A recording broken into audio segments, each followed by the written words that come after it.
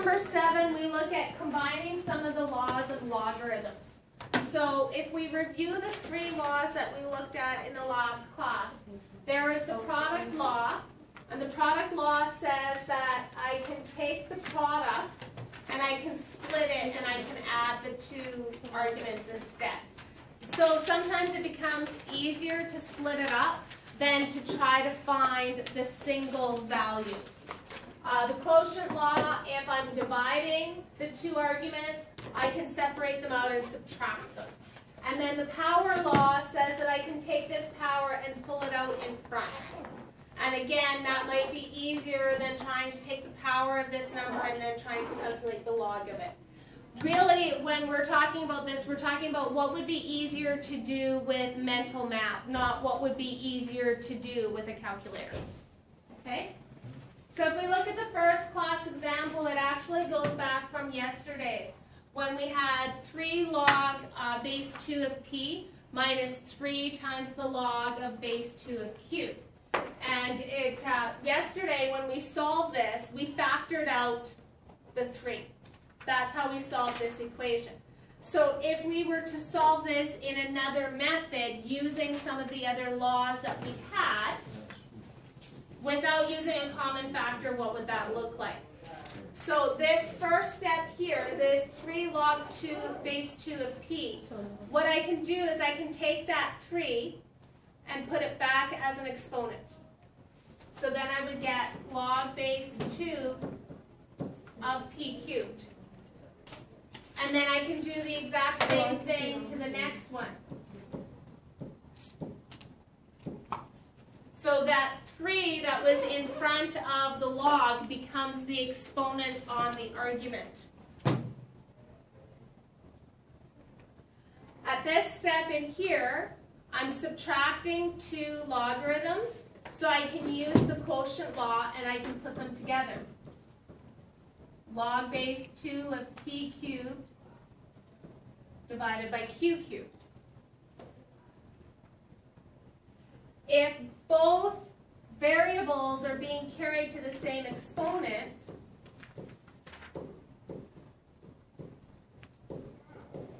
I can take that exponent out of each.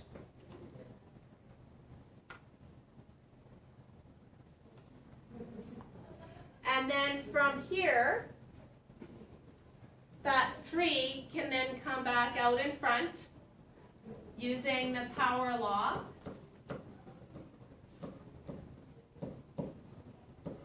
And then I have the replacement. I can replace p over q with 8.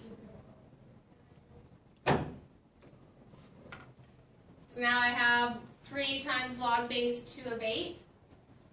The value of log base 2 of 8 is equal to 3. And I get 9 for my final answer.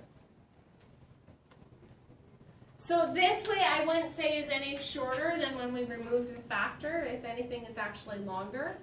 But if I didn't have a 3 log, or if the factor wasn't the same, then I could use this power law to move them out and then at least get to this point. Or to this point, I guess. Okay? So let's look at class example number 2. It says, use the law of logarithms to write 1/2 log base a of 16 minus 1/3 log base a of, log base a of 8 as a single logarithm.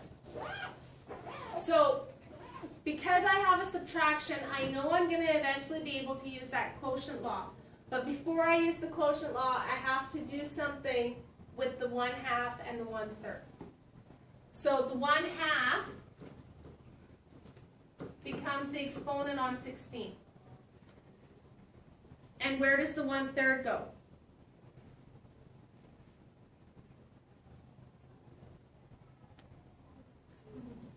It's the exponent of 8.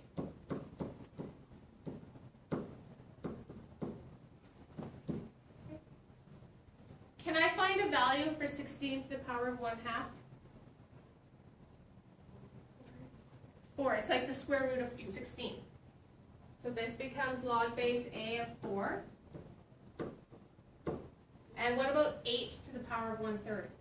2. 2, because it's like the cube root of 2.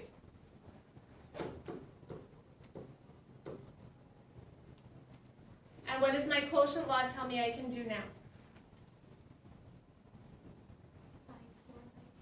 Divide 4 by 2, which equals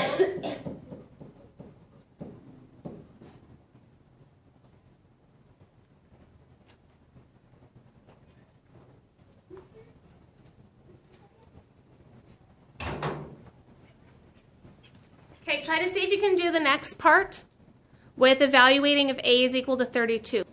So this evaluating if A is equal to 32, I have log base 32 of 2, which in my change of base, what can I put into my calculator? Log 2 over log 32. And what do you get? 1/5. Thank you. Thank you for saying it as a fraction and not as a decimal. Okay, so if we look at the next example, we're going to solve these without using a calculator. So I have 3 times log x minus log x cubed. What can I do for this question? Would you take the to the power of 3 and put it in front of the log x? So this one right here? Yeah. Okay, so then 3 log x minus 3 log x equals? Then you can take the 3's out in front, like both of them, and then have the log x. Look at this. Something minus itself Oh. is equal to 0. A minus A. If I have if I have an apple and I take the apple away, no apples. Right? So something minus itself.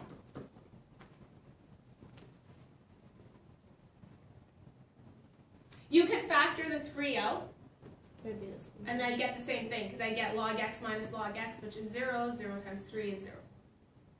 Okay, what can I do on B?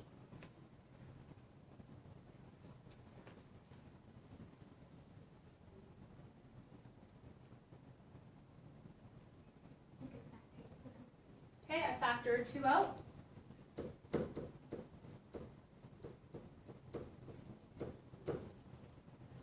Then what?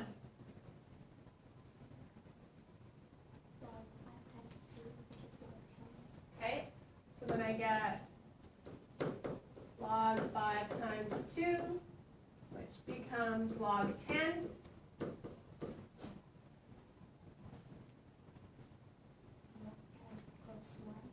Log 10 equals 1.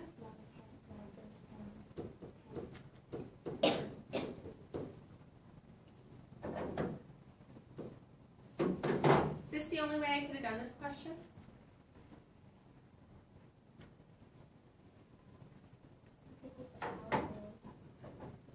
I could use my powers. If I put the 2, I get log 5 squared plus log 2 squared. 5 squared is 25, and 2 squared is? So I get log 25 plus log 4. Then I can use my product rule. 25 times 4 is 100, and then I have log 100 still equals 2. So there can be multiple approaches to solving these questions. Okay, what about C?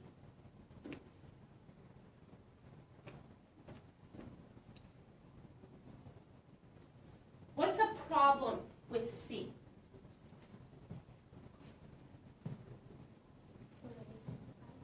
It's already simplified. How's that a problem?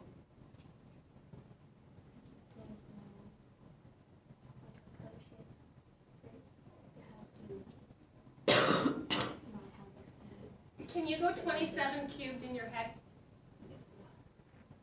No. It is, we're trying to do this without using math. So I can't cube 27 without using a calculator. I can't take 81 to the power of 4 without using a calculator. The other problem is unlike that other question where we had p cubed over q cubed, my exponents are not the same. So can I leave it in this form? Can I leave it as a quotient?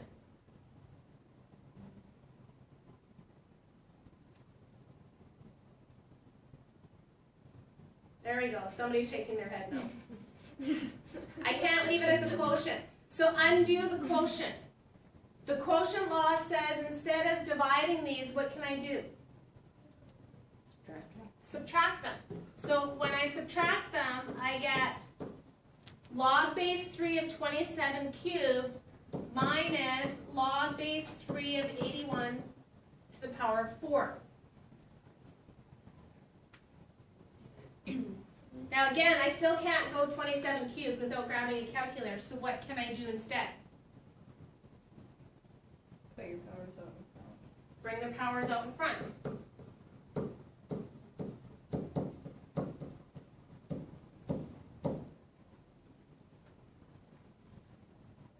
Now, can we evaluate log base 3 of 27? What does it equal? 3. And can we evaluate log base 3 of 81?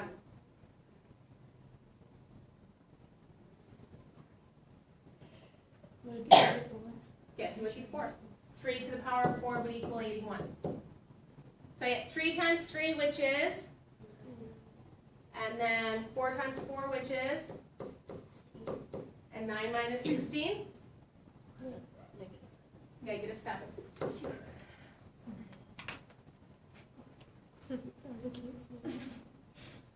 Okay. If log base 2 of x is equal to a, what would log base 2 of 16x squared equal?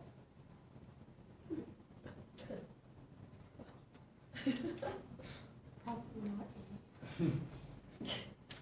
What do I have there?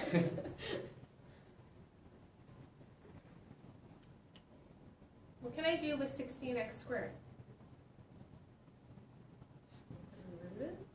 Can't square root it because I have no way of square rooting the log part of it. Bring the 2 out in front. I can't bring the 2 out in front until I remove it from the 16. Can I split this up? 16x squared is 16 times x squared. I have a product. And if I have a product, I can undo or I can separate that product. And I can take the 16x squared and rewrite it as 16 plus x squared. Once I do that, then Jessica, I can bring the 2 out in front.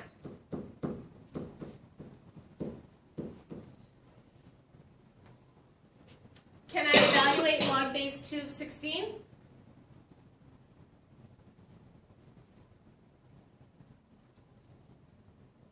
What do I get? 4. And do I know what log base 2 of x equals? A.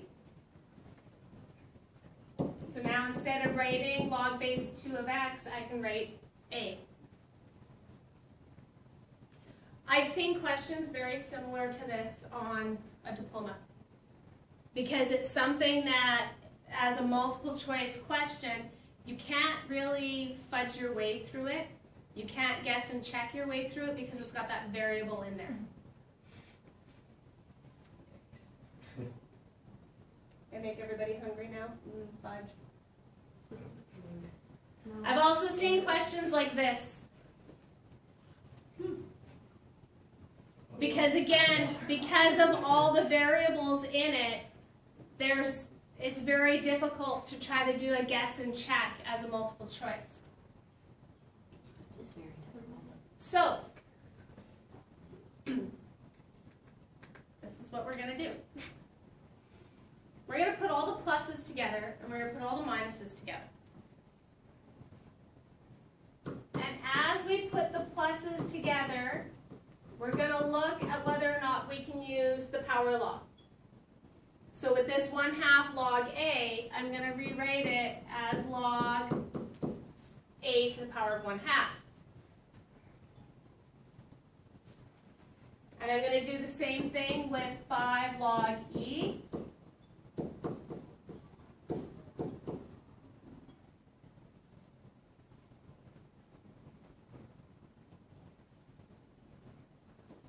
So my power law, or sorry, my product and my quotient law says when I'm adding, I can multiply these. So B times D times A to the power of 1/2. And when I'm subtracting, what can I do? Divide.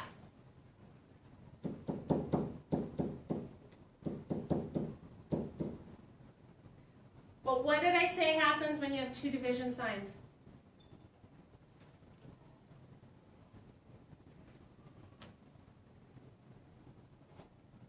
Can't you multiply by 1 over? Okay. So I have B, D, A to the 1/2 times 1 over A, or sorry, 1 over E to the power of 5 times 1 over A squared.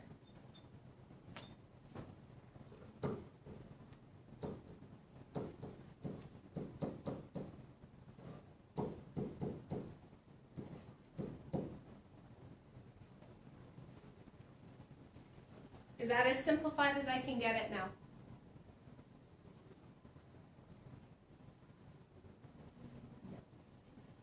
Why not? You have 2 A's. I have to do something with these A's. What do I do with those A's? Pardon? I heard somebody say, or I thought I heard somebody say, sure, with an S.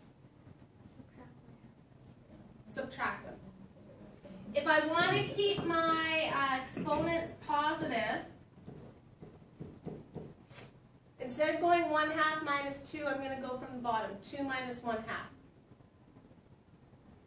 So how many halves would I have left if I went 2 minus 1/2? 3 halves. 3 halves.